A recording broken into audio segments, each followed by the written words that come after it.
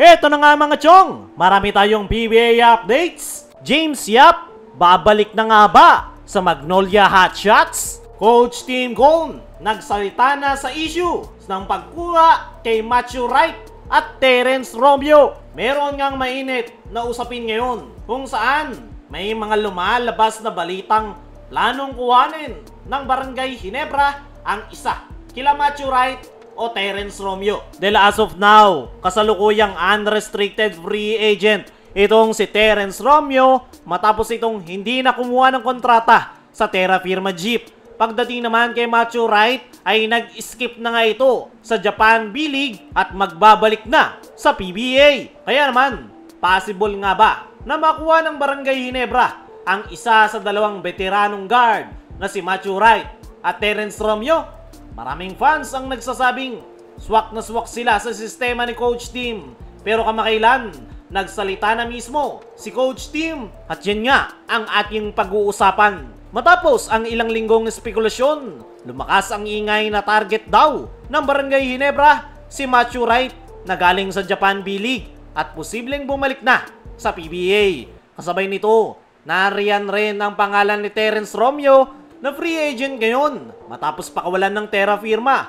Para sa maraming fans ng Gin Kings, exciting ang idea na magkaroon ng dagdag firepower ang Ginebra backcourt, lalo na't nalalapit na ang Philippine Cup. Pero sa kabila ng lahat ng haka-haka, nilinaw ni Coach Tim na walang anumang usapan o kontak na naganap sa pagitan ng Ginebra at ng dalawang star guards.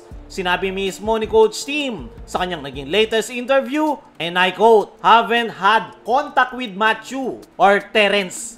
Isang diretsong sagot mula kay Coach Tim. Ibig sabihin, sa ngayon, wala pang plano o kahit negosasyon tungkol sa pagkuha ng Ginebra kay Matthew Wright o Terrence Romeo. Dagdag pa ni Coach Tim, ang focus nga raw ng Gin Kings ay ang kasalukuyang roster nila ngayon. Sa gitna ng mga roster changes tulad ng pagbitaw kay Von Pesmal at Paul Garcia, mas binibigyan ngayon ng atensyon ng Ginebra coaching staff ang pagpapatibay ng chemistry ng kanilang kasalukuyang koponan. As of now, ano nga ba ang estado ngayon ni Romeo at Matthew Wright?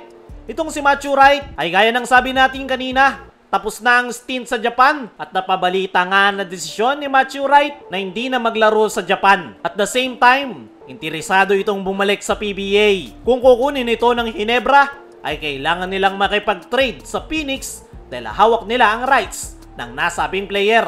Samantalang itong si Terrence Romeo ay unrestricted free agent. Pwedeng-pwede itong kunin ng Barangay Ginebra nang walang binibitawan na player. Kailangan lang nilang maglatag ng contract offer at mapapayag si Terrence Romeo. Pero dahil nga wala pa ring galaw ang Barangay Ginebra patungkol sa pagkuha kay Terrence Romeo, ay mukhang hindi interesado si Coach Tim sa nasabing gwardya. Ayon nga kay Coach Tim, ay ang focus niya ngayon ay ang kanilang kasalukuyang kupunan. At kung titingnan natin yung kanilang lineup, yung kulang talaga sa Barangay Ginebra ay dagdag big man sa loob ng painted area.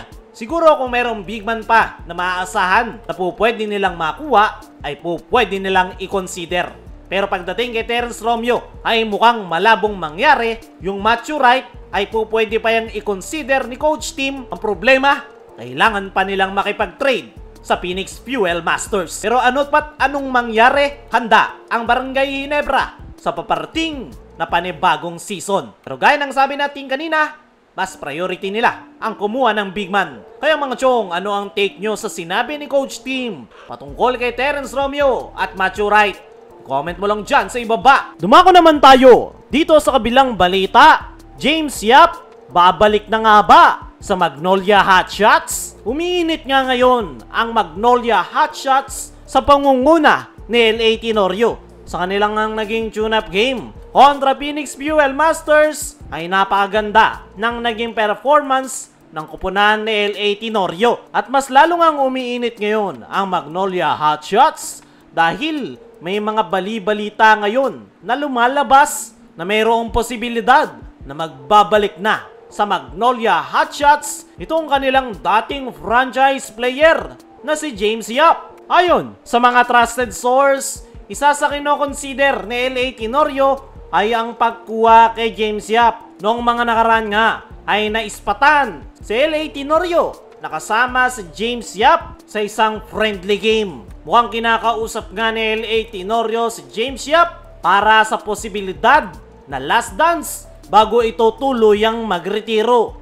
Para sa akin mga chong, sakaling mapabalik ni LA Tenorio si James Yap sa Magnolia Hotshots ay paniguradong malaki ang magiging impact nito. Hindi lang sa Magnolia Hotshots, kundi pati na rin sa PBA.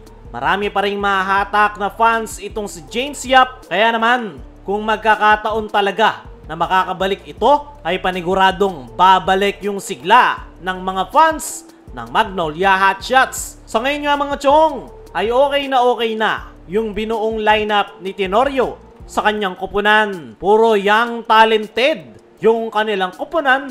Kaya naman, bright ang future ng Magnolia at mas gaganda pa yan kung may babalik ni Tenorio si James Yap. Kayo mga chong, ano ang masasabi nyo? Dapat nga bang ibalik si James Yap sa Magnolia?